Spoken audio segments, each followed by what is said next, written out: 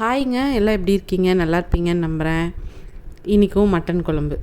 ஆனால் இது எல்லாமே ஹோல் கிராம்ஸ், அதாவது சீரகம், மிளகா, கொத்தமல்லி எல்லாமே நம்ம முழுசாக போட்டு, பொடி எதுவும் சேர்க்காமல் முழுசாக போட்டு செய்கிற மாதிரி. இது சூப்பராக வீடே கமகமன்னு இருக்கும்.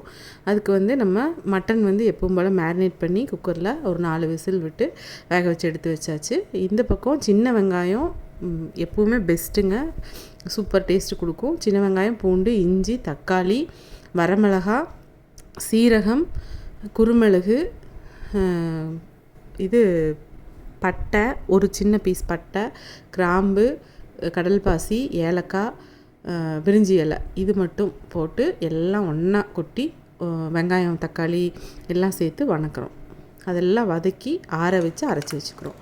இங்கே மட்டன் வெந்திருக்குது, நல்லா எலும்பு எல்லாம் கலந்தது தான். இந்த மட்டன் வெந்தது கூட இந்த நம்ம அரைச்ச மசாலா பேஸ்ட்டை ஆட் பண்ணி தேவையான தண்ணி விட்டு நல்லா குக்கரில் வேக வச்சுட்டு இருந்தேன். அது குக்கர் எனக்கு பத்தாதுன்னு மாதிரி தோணுச்சு. அப்புறம் சரி, தாளிக்கிறதுக்கு எப்பவும் மாற்றுவோம்ல அப்படின்னு சொல்லிட்டு வேறு பாத்திரம் வச்சு தாளிக்கிறதுக்கு நான் சின்ன வெங்காயம், கருவேப்பிலை, வரமிளகா, கொஞ்சமாக சோம்பு, ஒரு சின்ன துண்டு பட்டை, ஒரு கிராம்பு, பிரிஞ்சி இலை இந்த மாதிரி போட்டு, அது அரைக்கிறது தனி, இது தனி போட்டு நம்ம எப்பவும் போல் வதக்கி விட்டுட்டு, அந்த குழம்பு நம்ம கொதிக்க வைக்கிறதுக்கு எல்லா பேஸ்ட்டெல்லாம் ஊற்றின குழம்பு தூக்கி கொதிக்க வச்சோம்னா நல்லா எண்ணெய் பிரிஞ்சு வரும்.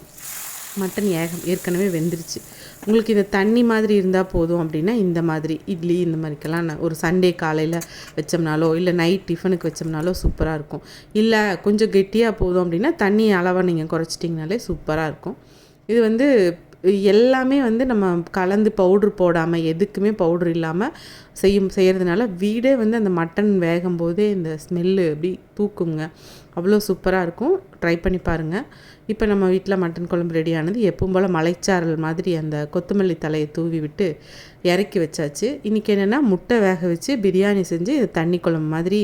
இது தண்ணி குழம்பு அப்படின்னு சொல்ல முடியாது. நான் பிரியாணி செஞ்சதுனால இந்த மாதிரி பண்ணியிருக்கிறேன்.